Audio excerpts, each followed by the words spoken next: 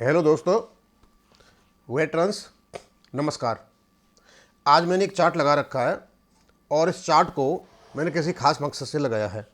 आपने देखा होगा 2 दिन पहले मेजर जनरल सतवीर सिंह साहब ने एक पत्र लिखा 31 तारीख को, और जैसे ही वो पत्र आया, जिसके हाथ पड़ा, सब लोगों ने अपनी अपनी तरह से उसको प्रतिपादित किया। कुछ कहने लगे कि मेजर सतवीर साहब ने भारत सरकार को पत्र लिखा है। कुछ कहने लगे ये तो वही पॉइंट थे जो हम बता रहे थे। और कुछ हमारे यूट्यूब चैनल, जो सैनिक यूट्यूब चैनल से इवन जिनका हम विश्वास करते हैं, वो भी ऐसा संगीत गाने लगे, पता नहीं इन्होंने जमीन आसमान को एक कर दिया है। लेकिन उन्होंने पत्र लिखा 2 सिद्धांतों पर।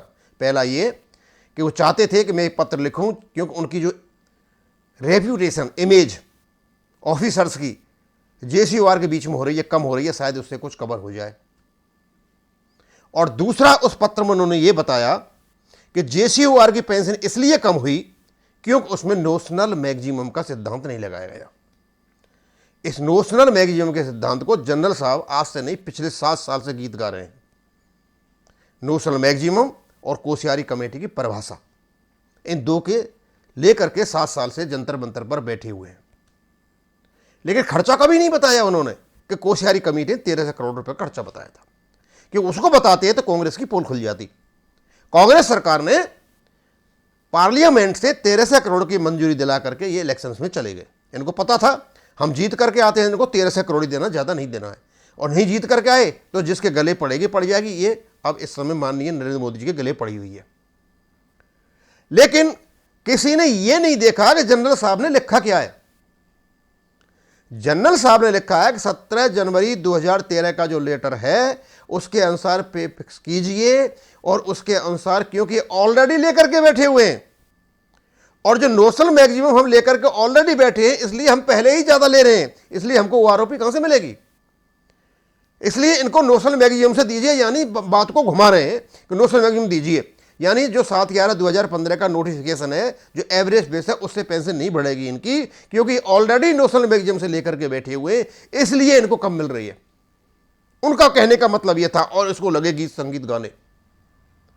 हमने सोचा कि भाई इसके बारे में कुछ बताया जाए, और मैंने कल देखा एक श्रीमान 2 ज्ञापनों को हाथ में लेकर के उनमें कंपैरिजन कर रहे हैं, और अभी भी वो जाट की भैंस के 3 थन वो 2.8 बनकर रंगी संगीत गाने से नहीं बाज आ रहे हैं। मजाक कराते हैं, अपनी भी कराते हैं, एक्स सर्विसमैन की कराते हैं, और लोग हंसते हैं, पर उनको ये पता नहीं आ रहा मैं क्या कह रहा हूं, पर उनको करना है। पता नहीं कहां से 2.81 लेकर के आगे। अच्छा, हम आगे नहीं जाते, हम यहीं आते हैं कि आखिरकार जनरल साहब ने ऐसा क्या कह दिया नोशनल मैक्सिमम का। तो हम देखते हैं कि नोशनल मैक्सिमम ये आया था कैबिनेट सेक्रेटरी कमेटी के हिसाब से।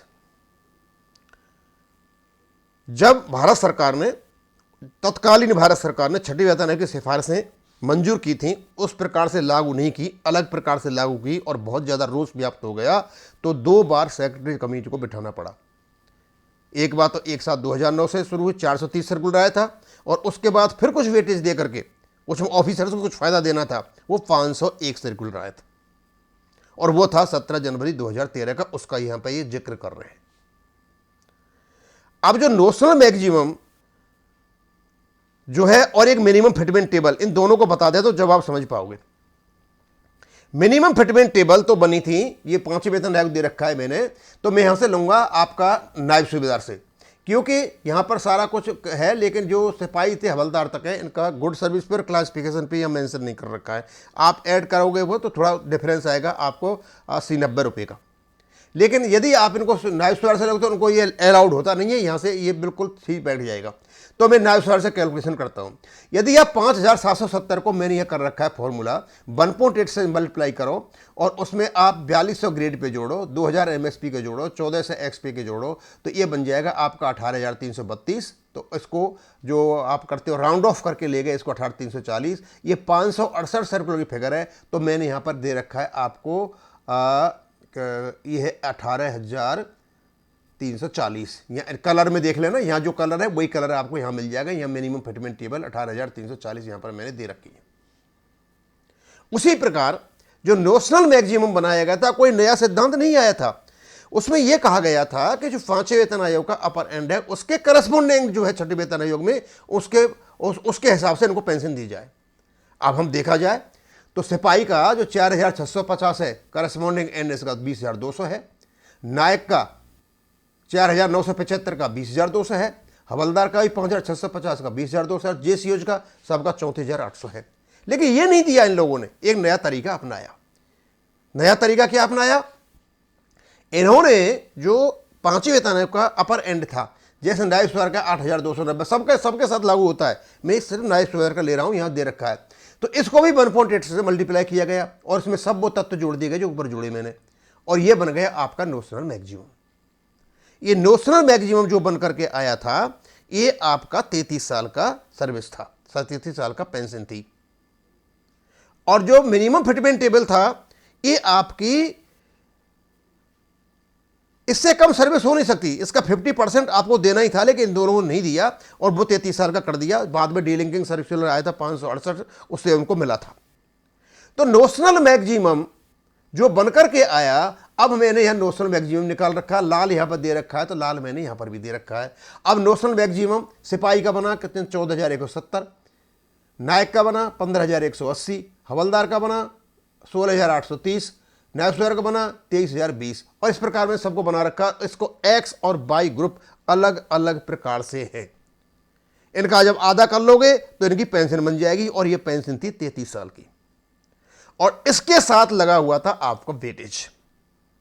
501 सर्कुलर में सिपाही के लिए 12 साल था, नायक के लिए 10 साल था, हवलदार को शायद 8 साल था, और जेसीओज के लिए 5 साल था। इस प्रकार को वेटेज देना था। अब आराम से 430 या 501 सर्कुलर में जाके देख लीजिए, आपको फिगर सारी मिल जाएंगी। अब हम देखते हैं कि 5वें वेतन आयोग में नोशनल मैक्सिमम निकालते वक्त हर एक रैंक का ग्रुप वाइज अलग अलग डाटा है, लेकिन 6वें वेतन आयोग में सिपाही से लेकर हवलदार तक एक ही अपर एंड है 20,200, नायब सुबेदार से लेकर के सुबेदार में एक भी एरंड है 34,800। यानी आप नोशनल मैक्सिमम तो यहीं से निकालोगे। तो हमने नोशनल मैक्सिमम निकालने की कोशिश की, तो हमने निकाला सिपाही टू हवलदार, क्योंकि इनका एक ही अपर एंड है 20,200। अब 20,200 का 2.57 से मल्टीप्लाई करोगे तो ये बनेगा 51,914। हम नोशनल मैक्सिमम पर लेके जा रहे हैं, और उसके बाद इसमें अब 2,000 ग्रेड पे जोड़ दोगे तो ये बन जाएगा 53,914। नायक का निकालेंगे, इसका बन जाए 51,914 प्लस 2,400 54,314। हवलदार का निकालोगे तो उसी प्रकार इनका बनेगा 55,800। अब इनको ले जाना पड़ेगा आपको 7 CPC की सेल में।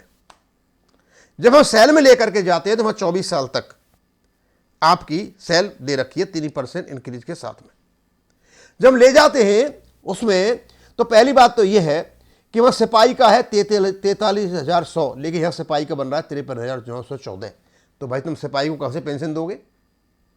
उसी प्रकार नायक का बनता है वहां पे 7 CPC की सैलरी में 50,400, लेकिन यहां बनता है 54,300, उसको कहां से दोगे?